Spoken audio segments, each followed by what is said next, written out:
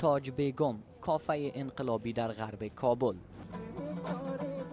پاتوقی که نیت خیر دارد، نژاد معتادان افغان. حتی ماجرای طرح ساخت این کافه متفاوت بودند. لیلا حیدری شاعر افغان اینجا را ساخته، ولی برای این کار هزینه بزرگ در زندگی خصوصیش پرداخت. خانوادم که از جمله همسرم، به خاطر اینکه من گارسون یک رستوران هستم و به قول از اونا با پدریا زندگی میکنم، از من جدا شد و گفت که من نمیتونم با یک آدمی که در کنار معتادا زندگی میکنه و در یک رستوران گارسون هست، من نمیتونم با آدم زندگی کنم. آشپزان و کارگران این کافه هم سابقه اعتیاد به تریاک دارند، اما با کمک لیلا مداوا شدند.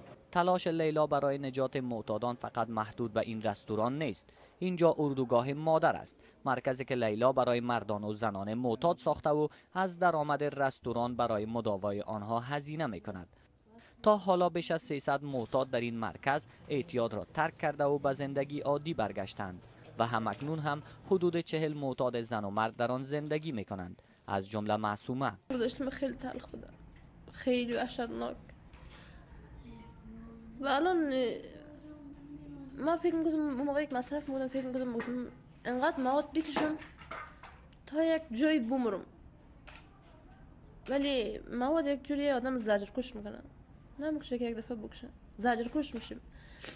و الان خسته شدم از مواد کشیدن، واقعا خسته شدم. افغانستان بزرگترین تولید کننده مواد مخدر در جهان است که حالا این محصولات گریبان شهروندانش را هم گرفتند. گفته می شود حداقل 1 میلیون معتاد در افغانستان زندگی می کنند. خیلی هایشان به زیر این پل در کابل پناه بردند. کافه تاج بیگم اما تلاش دارد با درآمد روزانه ناچیزش به داد خیلی از اینها برسد. دوستای خود آمدیم دیدیم که واقعا هم همونطور که تعریف کرده بودن، همونطور جای بسیار آرام و خوب و سنتی و بسیار گارسونای مؤدب و خوبی داشتن.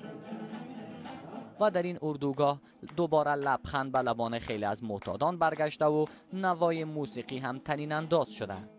مسلما ما با نواختن تار، با نواختن موسیقی میخوایم دوستای ما سرگرم باشن، مشغول باشن، فکر مثلا ذکرشان از مواد مخدر کمی رهایی پیدا کنه و بتونن